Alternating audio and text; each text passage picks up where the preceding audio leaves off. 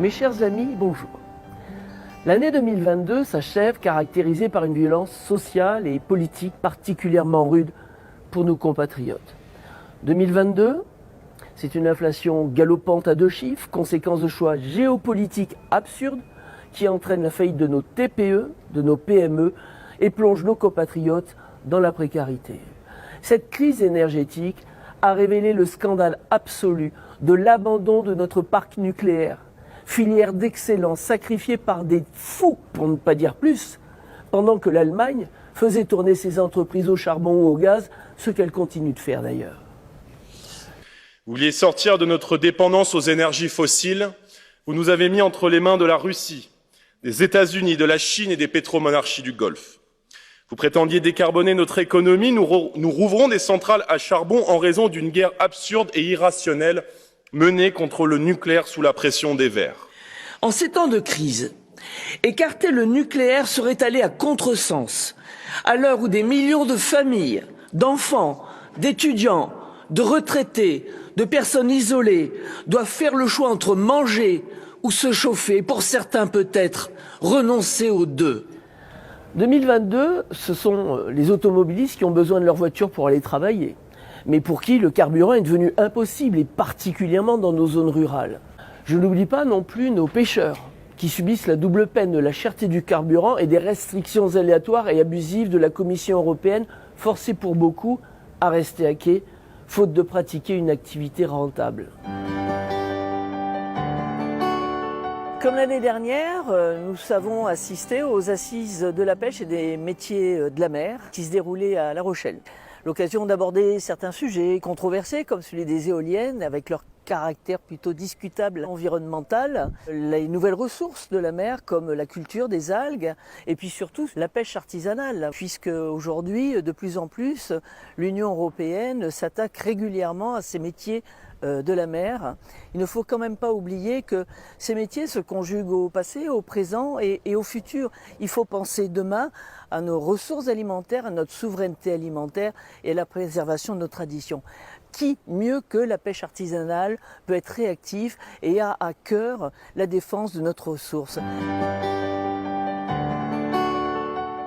2022, ce sont nos droits à la retraite, à la santé, à l'éducation, menacés. Des Français à qui l'on demande de se serrer toujours plus la ceinture, tandis que d'autres moralistes et autres donneurs de leçons abusent du système. Parlementaire française, élue par des citoyens français, je m'attacherai donc tout particulièrement aujourd'hui au sort de mes compatriotes. Or, la France aujourd'hui compte 6 millions de chômeurs, près de 10 millions de Français vivant en dessous du seuil de pauvreté et des milliers de jeunes précarisés. Votre modèle libéral et mondialiste a fait de nos agriculteurs et de nos pêcheurs, garants de notre souveraineté alimentaire, des victimes économiques qui ne vivent plus dignement de leur travail. Les emplois industriels fuient en masse ou sont rabaissés à des postes faiblement qualifiés que vous proposez d'occuper avec l'immigration et le travail détaché.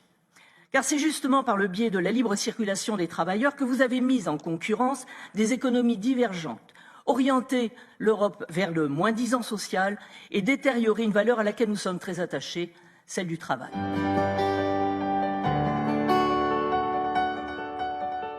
« 2022, c'est la poursuite d'une immigration incontrôlée par d'incessants appels d'air, à l'exemple de l'océan Viking, où sur les 234 personnes à bord du bateau, 123 sont partis dans la nature et seuls 10 sont restés sur la presqu'île de Jeun en respectant la procédure. Et tandis que l'Union européenne nous engage à importer d'ailleurs ce que nous pouvons produire ici, chez nous, tandis que l'Union européenne taxe et sanctionne et que les États-Unis subventionnent, nos entreprises disparaissent, les salaires s'effondrent, l'immigration et l'insécurité explosent. Car tout n'est pas à mettre au compte de la fatalité, du Covid, du conflit ukrainien ou à la faute à pas de chance. Tout cela vient de décisions dévoyées, d'erreurs politiques et de délires idéologiques. Ce que des hommes ont défait, d'autres le rebâtiront. Notre Europe, c'est le génie des peuples, collègues. C'est le lieu d'émergence de nations qui nous ont permis à travers les siècles, par l'émulation, la diversité et le progrès, de rayonner dans le monde entier.